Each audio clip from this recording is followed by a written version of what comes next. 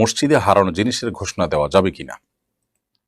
মসজিদে যদি কারো কোনো জিনিস হারিয়ে যায় তাহলে সেটার ঘোষণা দেওয়া আর মসজিদের বাইরে হারিয়ে যাওয়া জিনিসের ঘোষণা মসজিদে দেওয়া দুটি কি এক নাকি ভিন্ন, এটা নিয়ে ওলামা এবং স্কলারদের মধ্যে দুটি ভিন্ন মত রয়েছে। তবে মৌলিকভাবে সব ওলামা ইকরামই একমত যে মসজিদ এটা মানুষের কোনো হারানো জিনিসের ঘোষণা দেওয়ার জায়গা নয়।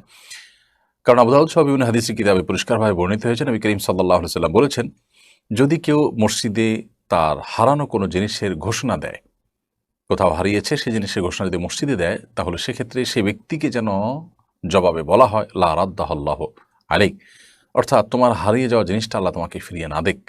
এই কথা তাকে বলা এক ধরনের ভৎসনা করা, তার মানে উৎসাহিত করা, সেজন্য এই কাজটি না করে। তো এই জন্য মসজিদের মধ্যে হারানো জিনিসের ঘোষণা দেওয়া না জায়েজ এবং নিষিদ্ধ, এ ব্যাপারে কোনো দ্বিমত কোনো আলেমের নেই। তবে যেমনটি শুরুতে বলছিলাম যে অনেক ওলামা ইকরাম বলেছেন যে মসজিদের বাইরের হারানো জিনিসের ঘোষণা তো মসজিদে দেওয়া নিষেধ, সেটা তো বলাই বাহুল্য। মসজিদের ভেতরে যদি কোনো জিনিস হারিয়ে যায় তাহলে মসজিদে থাকা উপস্থিত মুসল্লিদের কাছে ঘোষণা দেওয়াকে কোনো কোনো ওলামা ইকরাম জায়েজ বলেছেন, তবে অনেকে সেটিকেও নিষেধ বলেছেন।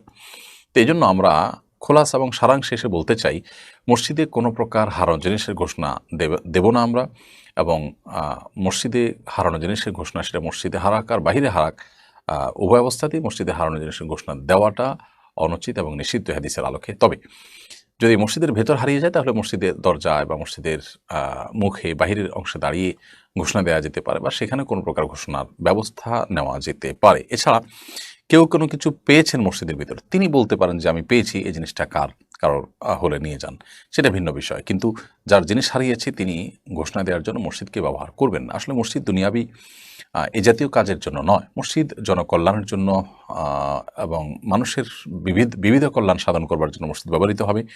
ব্যক্তি স্বার্থ বা ব্যক্তির প্রয়োজন পূরণের জন্য মসজিদ এটাকে ব্যবহার করা মসজিদের শান এর খেলাফ এবং পরিপন্থী। এজন্যই মসজিদের মধ্যে এমনকি নিজের প্রয়োজন পূরণের জন্য ভিক্ষা চাওয়া মানুষের কাছে বা হাত পাতা, সেটাও অনুচিত। এগুলো মসজিদের বাইরে করা দরকার, এবং যথাসম্ভব মসজিদকে ইবাদতের জায়গা এবং দুনিয়াবি কোনো কাজ যদি করতে হয় সেটা হবে জনকল্যাণমূলক কাজের কেন্দ্র।